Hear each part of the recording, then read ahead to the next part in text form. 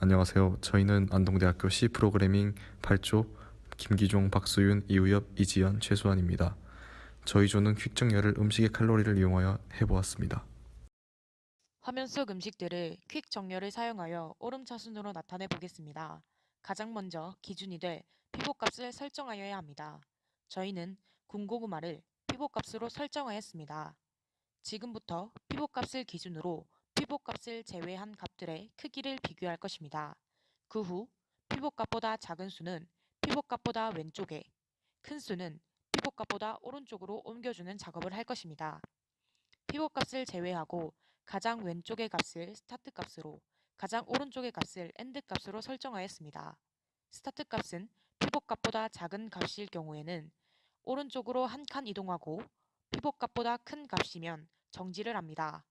이와 반대로 엔드 값은 피벗값보다 큰 값일 경우에는 왼쪽으로 한 칸 이동하고 피벗값보다 작은 값일 때 정지를 합니다. 앞의 설명에 따라 스타트 값과 엔드 값을 피벗 값과 하나씩 비교하면 스타트 값은 피벗 값보다 크고 엔드 값은 피벗 값보다 작습니다.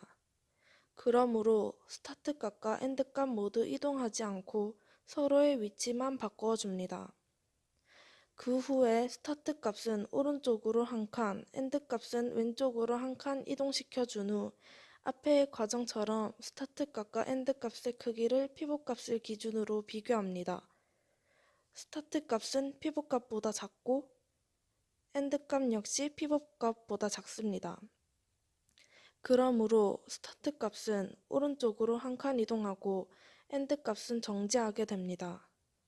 정지된 엔드 값은 두고 스타트 값을 피벗 값과 비교했을 때 스타트 값이 피벗 값보다 작으므로 스타트 값은 또 다시 한번 오른쪽으로 한 칸 이동하게 됩니다.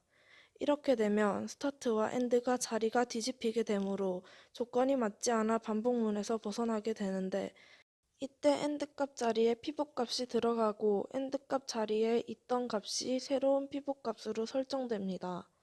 이후부터는 새로운 피벗 값을 중심으로 위의 방법들을 반복하면 됩니다.